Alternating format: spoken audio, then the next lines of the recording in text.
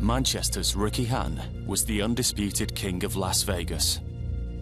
A veritable modern-day Pied Piper, the hitman routinely took thousands of followers to the fight capital of the world. His success was their success. Not just a world champion, Hatton was a people's champion. But despite his everyman appeal, the seemingly happy-go-lucky lad from Hyde was a tortured soul, filled with sadness and self-loathing. This is the story of a man seeking redemption by returning to the hardest game of all.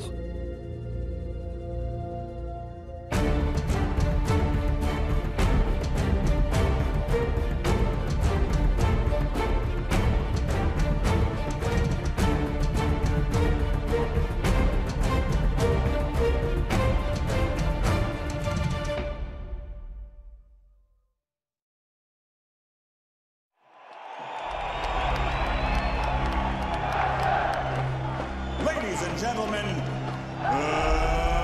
let's get ready to rumble!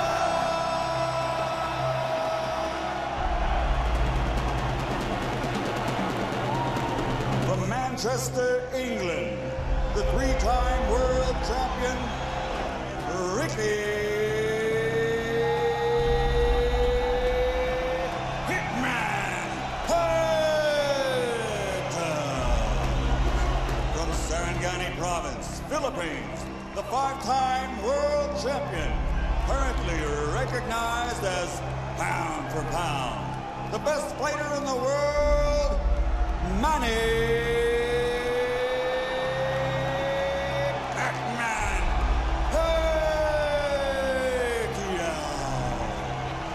As you can see, the arena is packed. There are 25,000 British fight fans in town, and that's been confirmed by the American immigration officials at Las Vegas Airport.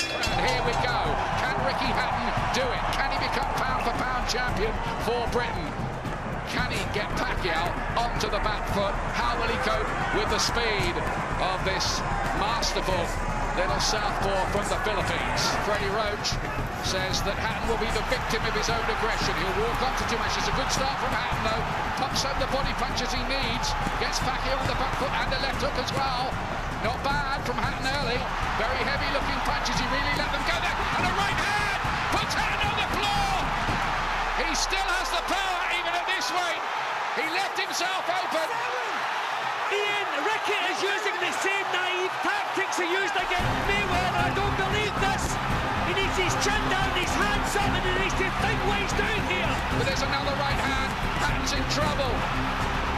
He is in survival mode here. We're close to again. He's being caught here by a Pacific typhoon. Last 5 seconds of the round. Hatton needs to get up. Will a minute be enough? It's the speed. It's the speed that's doing it, and it's killing Hatton at the moment in there. What a round for Pacquiao. 2 knockdowns in the round. Hatton is in massive trouble. And if the second round's like the first, it might be the last round for Hatton here. Can it twist Hatton's way somehow?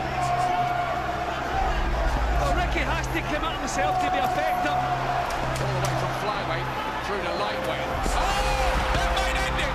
Massive left hand. Lays Hatton out. Do they need a count here? I think this is the end of it. It is over. Ricky Hatton's dream has died. Manny Pacquiao has taken him out in 2 rounds. He is still the pound-for-pound king. And it's a nightmare experience in Las Vegas for poor Ricky Hatton. Let us hope he is okay, because that was a big, big knockdown. His partner Jennifer is in tears, his mum Carol too. These are worrying scenes, Jim. Yeah, they're turning on his side just to make sure he's breathing properly, making sure he doesn't swallow his tongue. His eyes are open, but Ian, I don't really like the look of his eyes. That was a serious, serious knockdown. He collapsed to the floor. Doesn't look as though his eyes are focusing, Ian. He looks in a very bad way there.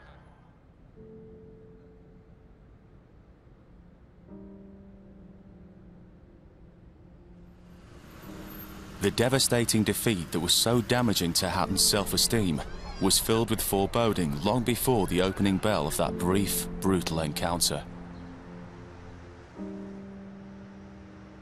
I think I knew about probably about 12 days before the fight, to be honest with you. I went over to Vegas early with Floyd Mayweather Sr., my trainer, and me and Floyd had a great win, you know, against Paulie Malignaggi. We went to Vegas 6 weeks before. We went to Vegas 9 weeks before, I think, for the Pacquiao fight. And in doing that little bit extra, it was the stuff that ended up killing me. People that had been around me from day one, you know, my assistant coach, you know, my team, my family, you know, my brother, everyone was saying, wow, look, he's looking red hot, Ricky. Oh, we're going to shock the world here, I tell you what. And then 2 weeks after, you know, my sparring partners were not beating me up, but they were leading me a merry dance. I think my second to last sparring session, one of my sparring partners, he was only a lightweight, he knocked me down. And Floyd Mayweather, you know, went, stop the sparring, that's it, let's call it a day. And I sat on the ring apron and I put my towel over my head, and it was my dad, I think, come up to me, went, you all right, son? And I went, just leave me, Dad, leave me for a minute. And I was just sobbing and sobbing and sobbing and sobbing. This is 12 days before the Manny Pacquiao fight.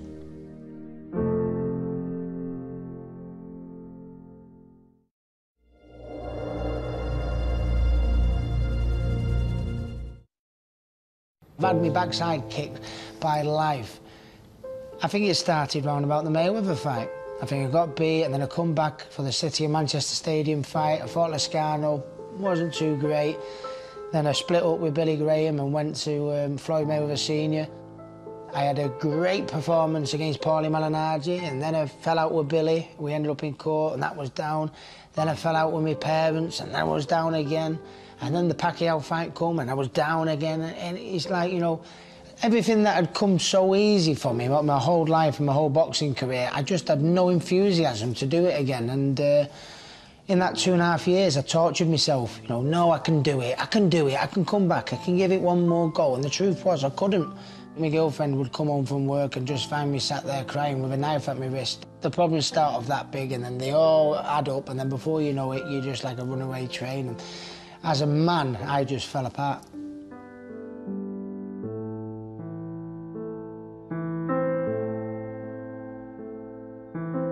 You know, all the world titles and the great career I had and all the fans I had and everything doesn't mean for anything, because I feel I need to redeem myself. And even if people don't share that enthusiasm, maybe they think I'm being a bit harsh on myself, I'm sorry. That's what's in between my ears, and that's the ghost we have to put to rest on November 24th.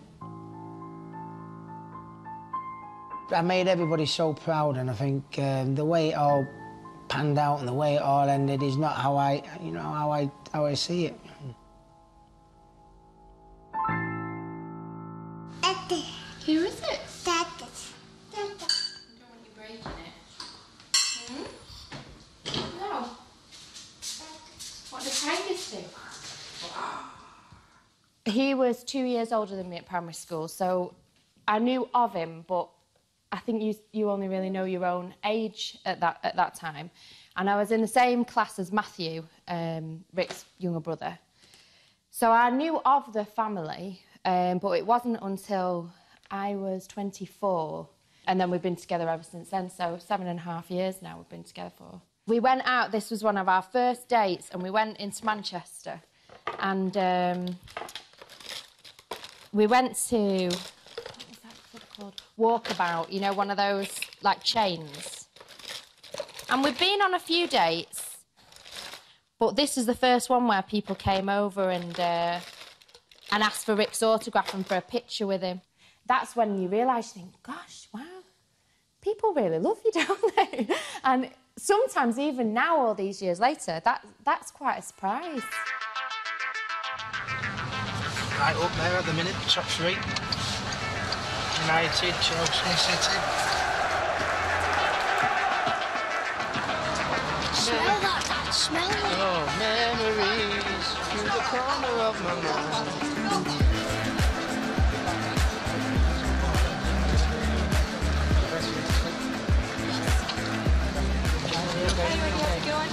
King of the kebabs out today, ladies' cake.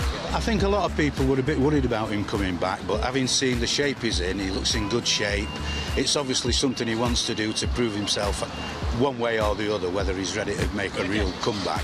And obviously we wish him all the best and hope that he does the business, which I'm sure he can do. Sometimes it's better the devil, you know, but hopefully, and I say this now before the fight, he comes back and he does what he needs to do to put his demons to bed, and that'd be lovely for him and maybe lovely for us all.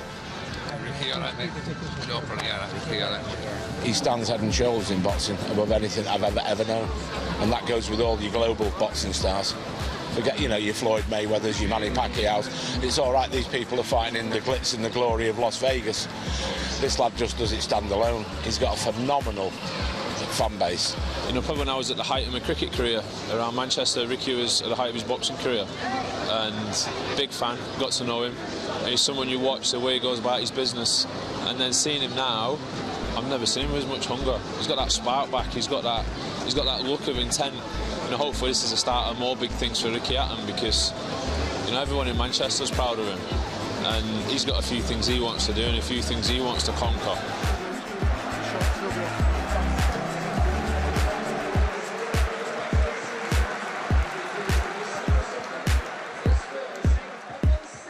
When I was growing up as a youngster, all I wanted to do was be a world boxing champion, support Manchester City and listen to Oasis.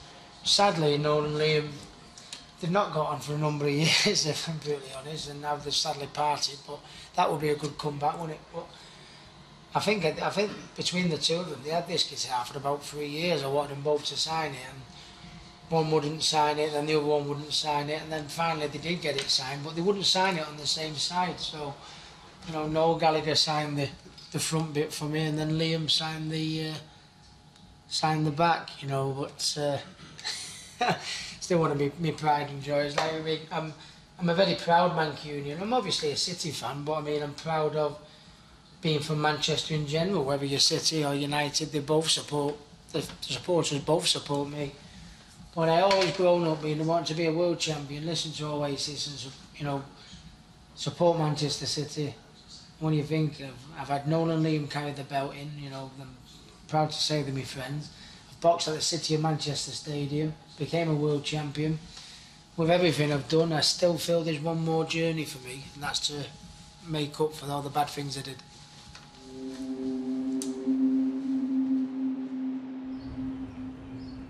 Started after the Mayweather fight. The Mayweather fight was, the defeat was very, very, very hard for him to accept. He was so completely out of love with it. It was like a hole had formed in his heart where boxing once was, and it was impossible to fill it with anything else.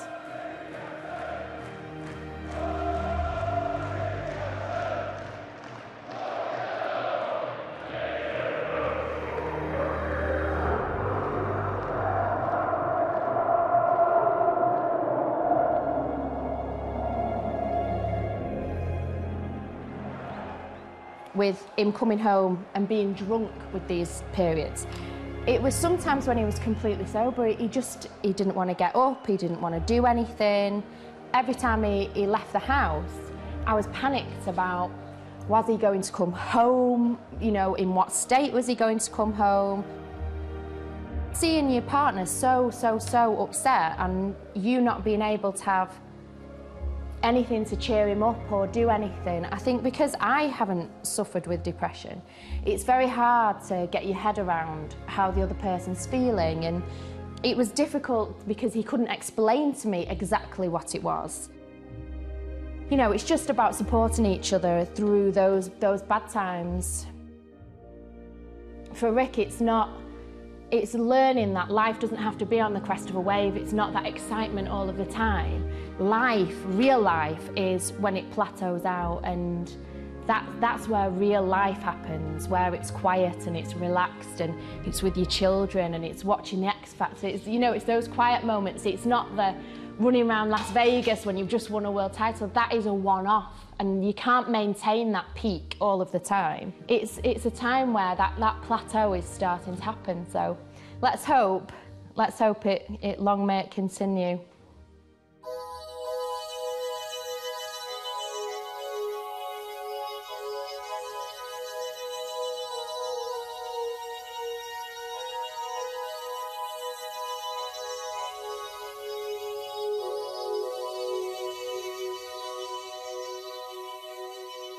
After 3 years out of the ring, Ricky Hatton resumed the Spartan life of a fighter in training with a renewed focus of purpose.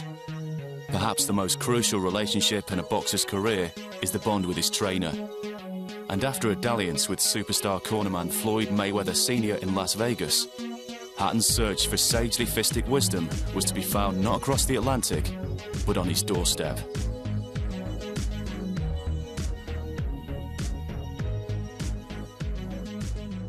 I got a phone call just out of the blue off Ricky. He said, I'm thinking about fighting again, Bob. Will you come down to my house and I'd love you to be my trainer. So I did. I went to his house. He said to me, would you like a cup of tea, Bob? He's a lad next door into Rick. I said, great, brew up, I'll have a nice cup of tea with you, Rick. I said, but before we start, just tell me, I'm on my own with you, why are you doing it, Rick? You've got a lovely house, you've got loads of money, everyone loves you, why are you doing it? He said, Bob, to redeem myself. I want to redeem myself, I need a second chance. And when I looked at him, I knew he meant it. I knew it wasn't about the money, and I thought, that's the right reasons. I didn't want him to say, I need the money. I can honestly say, if he had said that to me, I'd have said to him, don't bother.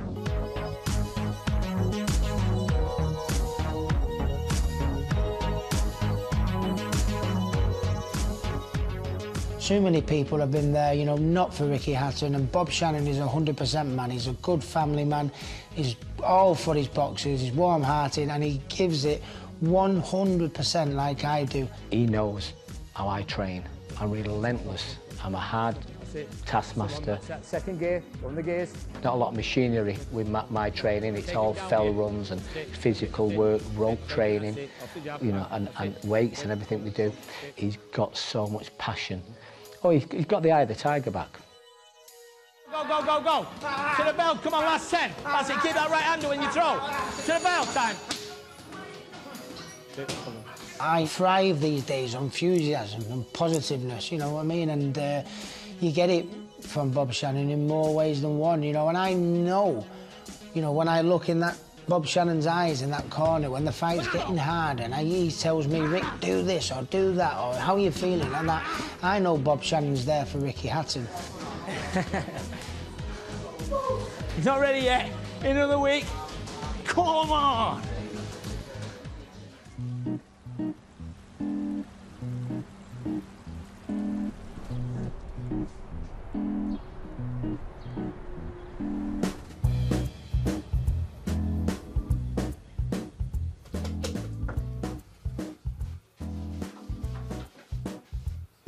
This is my day job. I leave the house for 7:15, get to work for 7:30 every day. It's a build up to Christmas, as you know, and I'm in big demand, and it's my busiest time of the year, Christmas. And I never let anyone down. That's me. I know him as a painter because he paints, lots of my friends' houses. So he was recommended highly to me, so I asked him to come and do the study. So this is a bit of a shock. I don't tell most people what to do. I don't tell my fighters that I've been working hard for 8 hours painting on my own, because they probably think, oh, I can't believe you've still got a load of energy left. But it's because I really enjoy what I do. It gives me that second wind. I think if anyone does any decorating, I think they would say to you, it's very relaxing and you tend to daydream a bit. And today I'm reflecting on Ricky Hatton last night when he sparred. He did some great moves. And I'm thinking, no, he's not. And then I look again and think, well, he didn't do that right. So I've got to go to the gym tonight and work on that. Well, it's a bit late for me, but it's 1:10, so I'm going to only have 15 minutes rest. I don't have a lot. No. Right, let's begin work. It's time to work now, isn't it?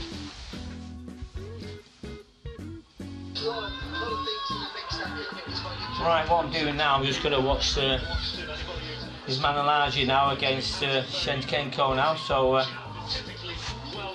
watching the fight now, watching the tactics now, basically. Shenchenko, he's very tall, very tall. He's got a good jab. He comes off his jab really well. He's working his jab again. It's huge, actually, because, you know, you just assume that people get sucked into that world and just move on. So, no, I think it's remarkable that he's doing both. It's great for me to do the decorating and everyone's happy. My customers are happy, my boxers are happy, and I'm happy. That's the main thing.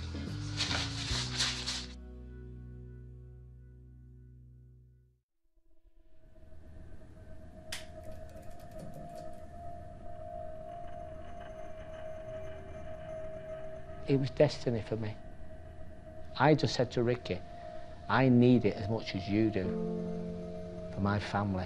A legacy, I've got to leave a legacy.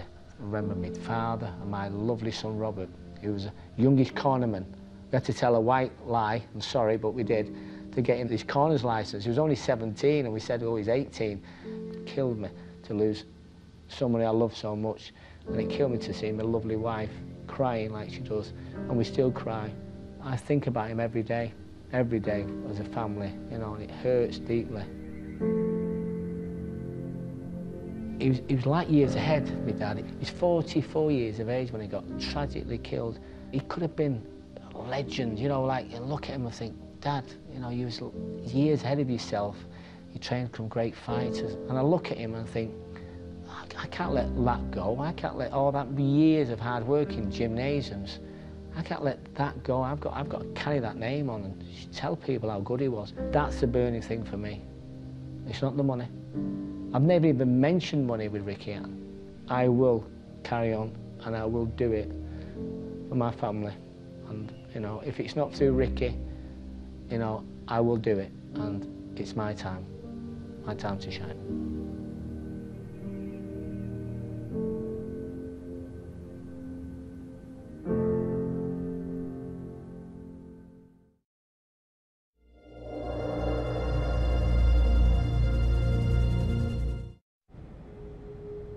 Come on, Ricky, dig deep all the way to me now. Come on, all the way, Rick. Come on, Ricky, all the way. Push.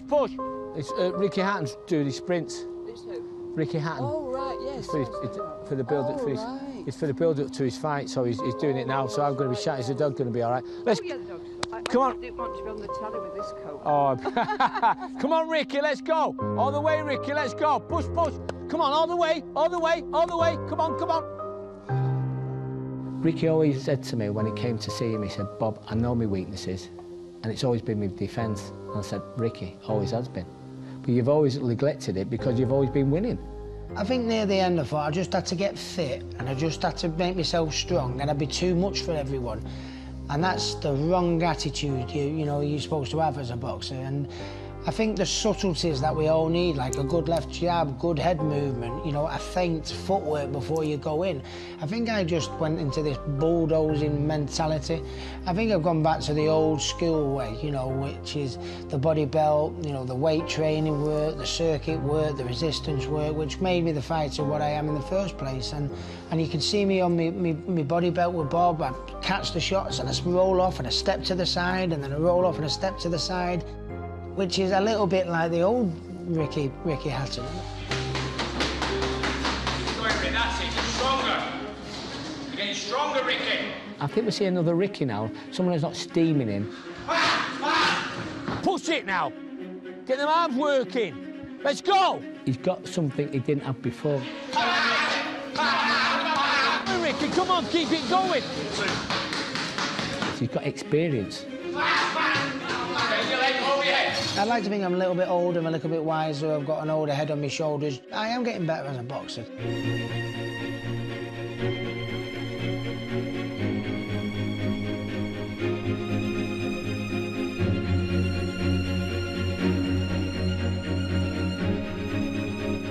What this body has gone through, from walking around the 15 stone mark to, weighing in on November 23rd at 10 stone 7, that's 4.5 stone. That's a lot on the body. And I know people are going to be sitting there, 34, all that weight lost, all the miles on the clock, burning the candle at both ends. No chance can he come back. We like your wishful thinking, Ricky, but there's no chance. In this most singular of sports, one man gives and takes the punches. But every boxer requires a support team to prepare him to fight. And in Hatton's case, manages expanding business empire. Doctors booked, house seconds done, security we're doing, rips done, ring girls done. We need to pick the girls. Is that what we're going to do today? Yeah. I don't want out to do with that. I don't want out to do with that. Oh, like that.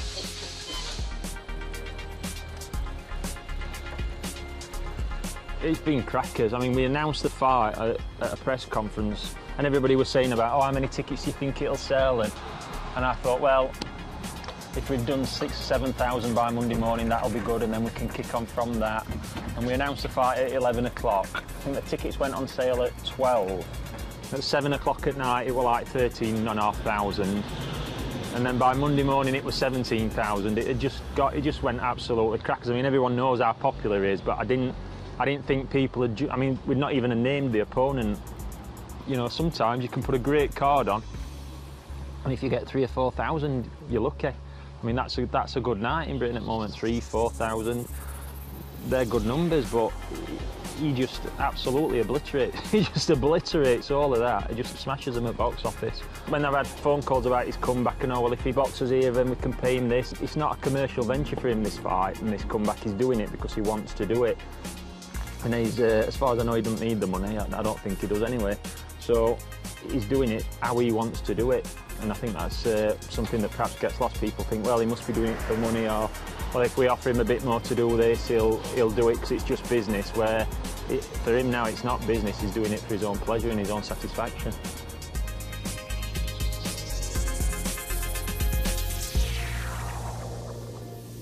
My name's Paul Speak. I've been with Ricky since day one, and I like to think that I can organise things for Ricky to try and make his life simple. That's the easiest way of describing it.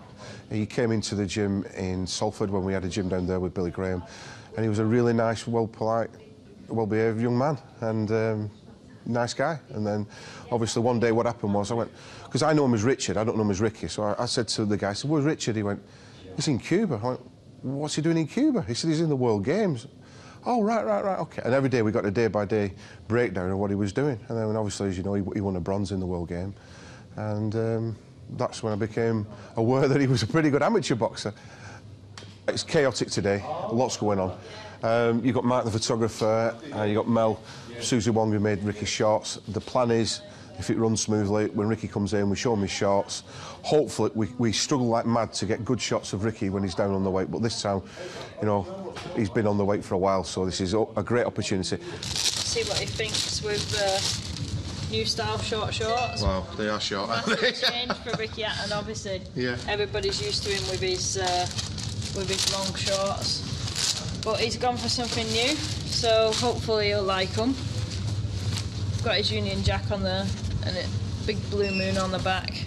And he's here now, and we'll see if he likes it. As long as they've got the city badge and Campbell and Million, that's good enough for me. First class, and like you say, I don't even need to look at them. I know the minute they come down, they're all going to be all right, and that's the case again. Absolutely brilliant, first class. Boxers want to keep up with the fashions. Everybody's got a certain style now. You know, they want to look slick, or they want to look sparkly. You know, they want all the bright lights. So I think it's important, you know, you've got to look good in the ring. See Ricky now, he's put himself through hell, lost all this weight, and it's a big occasion to put the shorts on and think, yeah, this is right, it's fight time now. And that's how they feel when they pick up the kit, when they design the kit. They're getting in that mode for the fight. Put your hands, that's it. It's a good idea, chop your hands. I've done that all my life. Yeah, I've got my horrible head on now, you know, I just want to really... And when I just see me, you know, my kit there, you know, that I'm going to be walking to the ring on the night, Blue Moon's going to come out. Now I just want to get back to doing what I do best, which is cracking some ribs, hopefully. It's just getting more real every day. What 10 days to go? Shorts, there'll be all sorts of things going on now. The media will get faster, and tomorrow we've got Senchenko coming. It's here now, isn't it? Just about, what is it, 10 days, is it? Yeah, it's real, very real.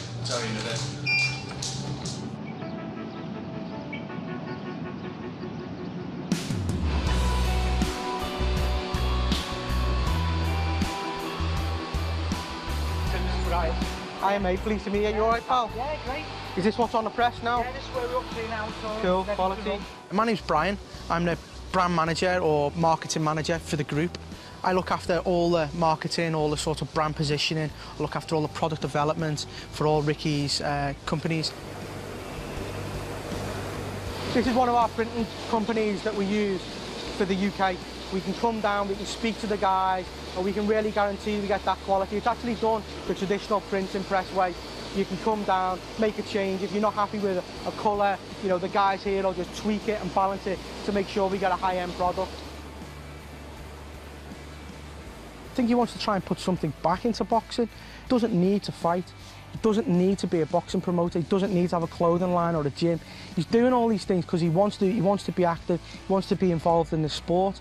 And everything that we've done, if you look at all the companies, every single one of them has got a link back into boxing. And I think that's what he enjoys. You know, he enjoys the fact that he sees, you know, his boxing glove being used, you know, that kids are using it and they're buying it. And I think he enjoys all that. You sort of forget that he's him, especially when you're out and doing things and you're walking through places, you know, if you're in an airport or something like that, and you're sort of walking through a crowded environment, you're having a conversation with him, and then you find yourself talking to yourself and you turn around and he's swamped by like 20 or 30 people and you think, oh yeah, I'm with Ricky, and you have to go back and try and rescue him because everyone's trying to take photographs and you want autographs. In that kind of respect, you sort of forget that he is a, you know, a celebrity or a world-class boxer. To me, he's just Ricky Hatton, you know what I mean? He's just my boss at the end of the day.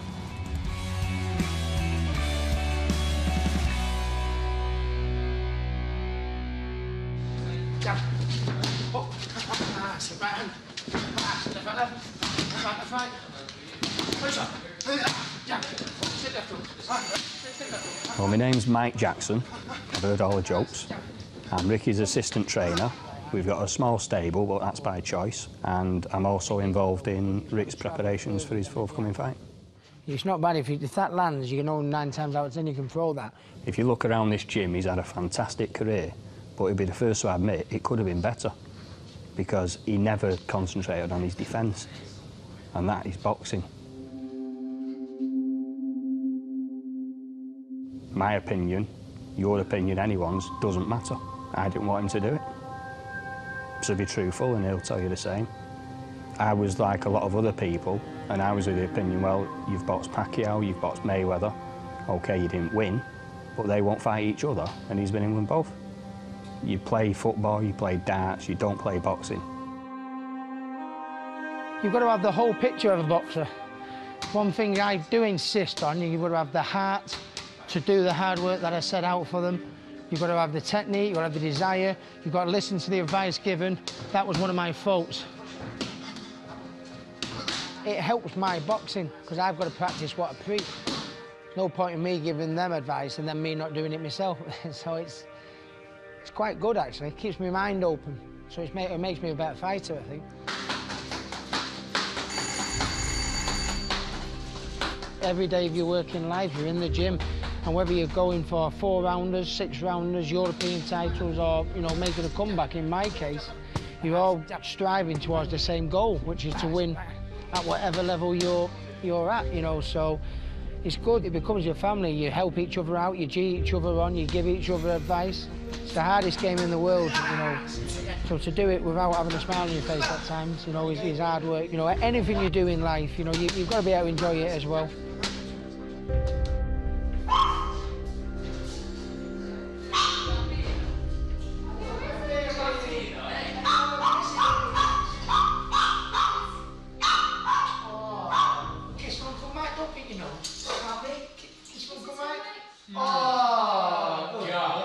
The first one I had to convince from my girlfriend, Jennifer. Because I met Jennifer a month after a Costa Zoo fight, and then the first fight she ever went to was Carlos Mauser. I had 2 cuts up with my eyes and blood was all over the place. And she was asking me to retire then. I thought, Jen, I've only just won the title. What do you mean retire? I don't like boxing. I like the fitness that people can achieve through it and the dedication. I've come to respect that greatly.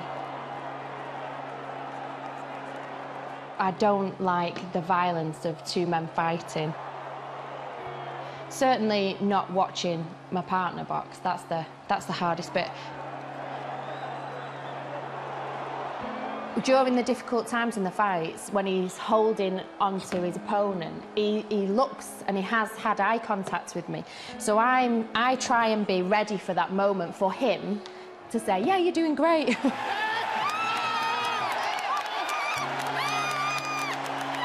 That's my aim, really, to try and do that. But yeah, the Pacquiao fight was different. I just couldn't watch that. And all I heard in my ear was, it's over.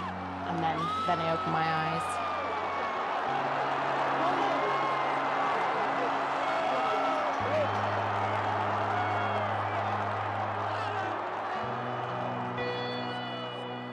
To lay me out like that, it's not nice for any girlfriend or any family member or even mate, friend to see.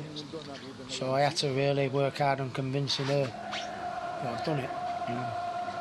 You won 4 world titles, you boxed at Vegas, you boxed at City, you fought Mayweather, you fought Pacquiao. They're the best pound-for-pound fighters in our recent years. Why are you doing it?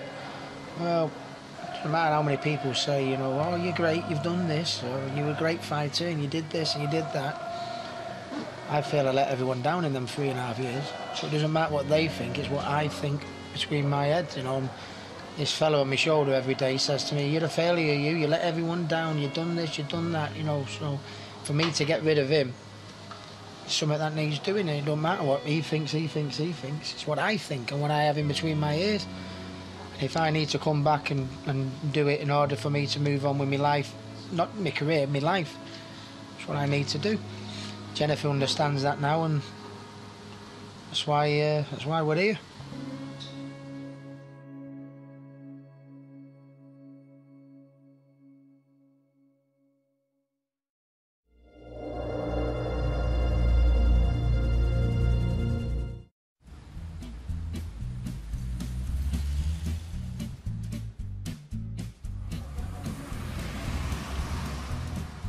Hey, Ricky, ready for the fight? Yeah, it's going well just this last week. Probably be tough this week. I'll be about featherweight by the time I get this off. Done Ricky's hair since he was about 12-year-old, known him for a long time. Great lad, good customer of mine. Very quiet lad, really, but he's all right. So you ready for it then, yeah? All right, yeah. I was a little bit worried that, you know, because I knew I definitely wanted to come back. I had a feeling the minute I started running and sparring and doing the circuits and dieting, I thought maybe it might start getting a bit tough this, so I forgot how hard this was. I think he'll do well. He said he's up for it. I think he'll do really well. Thank you. Cheers. Cheers, mate.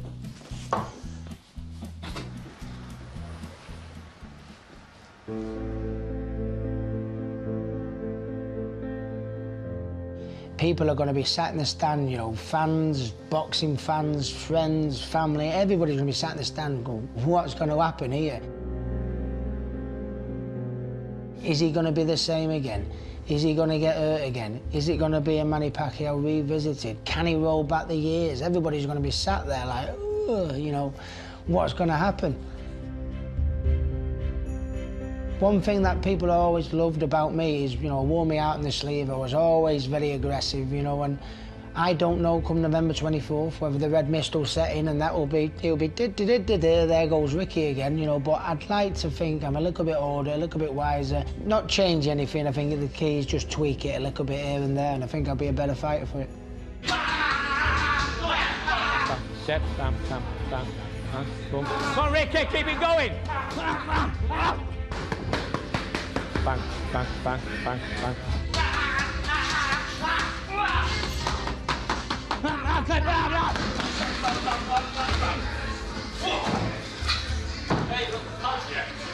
It's up to me now, in that corner, for that minute, to make sure them dreams come true for him.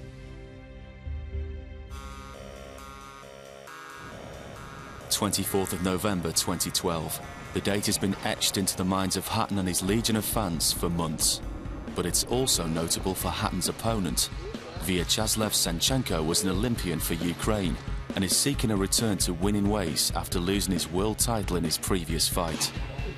Although virtually unknown to Hatton's fan base, Senchenko is well respected within boxing.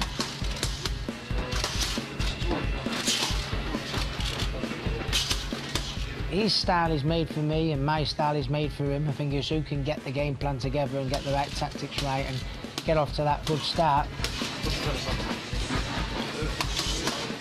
I'm looking for openings, and I've seen a few already. Taking that into camp tonight with us, so that'd be good. But yeah, he's a good professional. He's very good at what he does, and he's not going to be showing too much. He's tall, which I like to fight tall fighters because he can move in, come under and get to the body. You know, when you look at his good left jab and his good right cross, you know, it could be a recipe for disaster, but ultimately I like him taller. I like a good left jab that I can slip into. I've seen enough. Well, I've been watching the videos of him, so he's got a good jab, got a very nice jab, got a swish jab, works on that all the time off the jab. So he's got that big right hand coming over. You can see him get a bit quicker now, a bit sharper. So I'm very impressed with him. It'd be a really great, this is going to be a great fight. Great fight.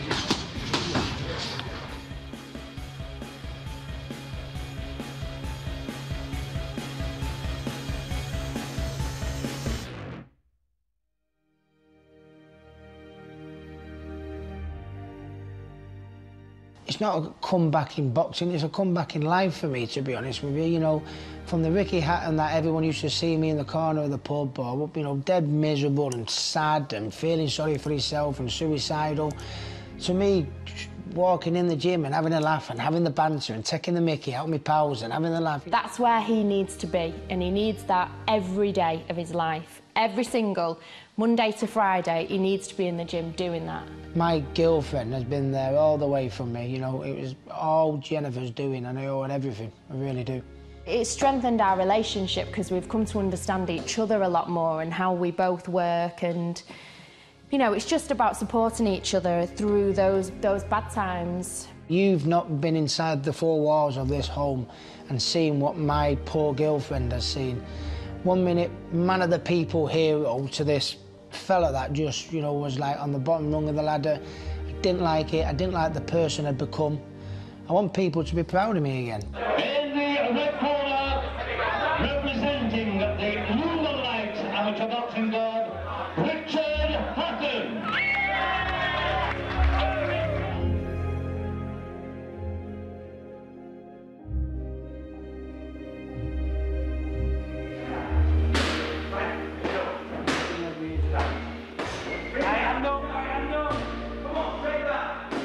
I think this time he's going to redeem himself and show the public he's back again.